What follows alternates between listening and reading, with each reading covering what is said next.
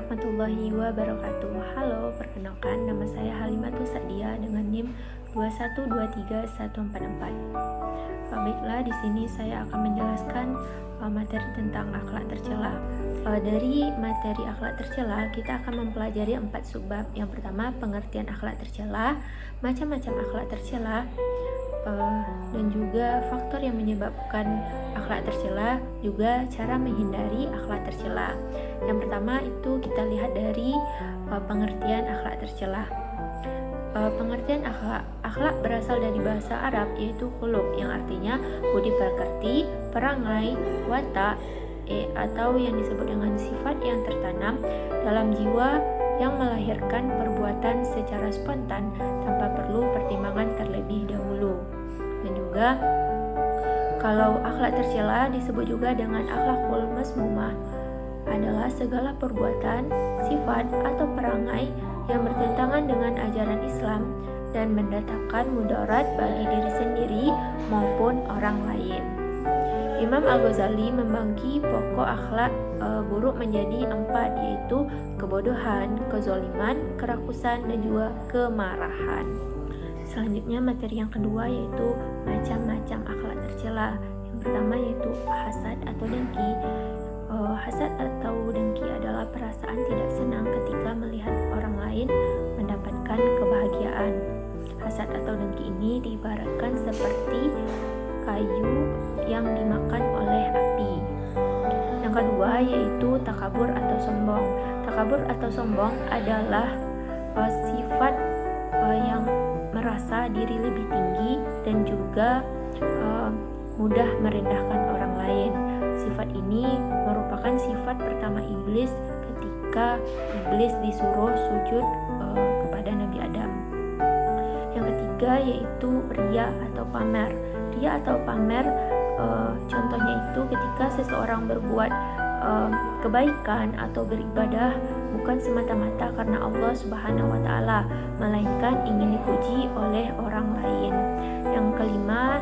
Yang keempat yaitu ada ghibah atau menggunjing, yaitu membicarakan aib atau keburukan dari orang lain di belakang orang tersebut meskipun itu benar. Yang kelima yaitu ada namimah atau juga disebut dengan adu domba, yaitu menyampaikan perkataan dari satu pihak ke pihak lain dengan tujuan memecah belah dan menimbulkan permusuhan.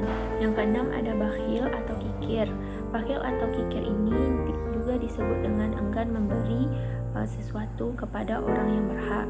Bakhil ini juga termasuk dengan sifat pelit. Bakhil ini contohnya itu mencakup kikir dalam harta, kikir dalam ilmu, dan juga kikir dalam waktu. Yang ketujuh yaitu ada ghadab atau perasaan marah yang berlebihan, di mana marah ini yang tidak terkendali karena ego dan juga nafsu. Yang kedelapan yaitu israf atau berlebih-lebihan. Israf atau berlebih-lebihan ini adalah sifat boros dalam segala hal, merasa tidak cukup dan ingin terus-menerus merasakan kenikmatan. Yang kesembilan yaitu nifak atau munafik. Nifak atau munafik yaitu menampakkan kebaikan atau keimanan di luar, namun menyembunyikan keburukan tersebut di dalam hati. Itu Quran Surat An-Nisa ayat 145 menempatkan orang munafik di tingkat neraka paling bawah. Poin yang ketiga, kita masuk kepada faktor yang menyebabkan akhlak tercela. Ada 2 faktor. Yang pertama yaitu faktor internal dan juga faktor eksternal. Kita lihat dari faktor internal, yaitu faktor yang berasal dari dalam diri. Contohnya itu hawa nafsu yang tidak terkendali, lemahnya iman, penyakit hati, yaitu termasuk dalam iri, dengki, dan juga sombong, serta kurangnya pengetahuan agama. Selanjutnya, faktor eksternal, yaitu faktor dari luar diri, yaitu termasuk dari pengaruh keluarga yang kurang memperhatikan pendidikan moral, juga lingkungan pergaulan yang buruk, pengaruh media digital dan juga media sosial, serta faktor lainnya yaitu godaan setan, yaitu di mana setan memperindah perbuatan tercela agar tampak lebih menarik, dan juga ingin menjerumuskan manusia ke dalam kesesatan. Selanjutnya, faktor lainnya yaitu lemahnya pendidikan, di mana sistem pendidikan yang tidak memprioritaskan pembentukan akhlak dan juga karakter. Selanjutnya, poin yang terakhir yaitu cara menghindari akhlak tercela. Yang pertama yaitu takhali, yaitu membersihkan jiwa dari sifat-sifat tercela melalui mujahadah atau perjuangan batin yang terus-menerus dilakukan. Yang kedua yaitu memperkuat iman dan takwa, di mana dengan beribadah secara konsisten, berzikir, membaca Al-Quran, dan menghadiri majelis ilmu. Yang ketiga yaitu muhasabah, yaitu muhasabah atau mengevaluasi kekurangan diri secara terus-menerus sebelum dihisab oleh Allah Subhanahu wa taala. Yang keempat yaitu tahalli. Nah, tahalli ini merupakan proses selanjutan dari takhali. Tahalli ini yaitu menghiasi diri dengan akhlak mulia seperti jujur, sabar, syukur, dermawan, dan juga rendah hati. Jika takhali yaitu membersihkan jiwa, maka tahalli yaitu menghiasi diri dengan kebaikan.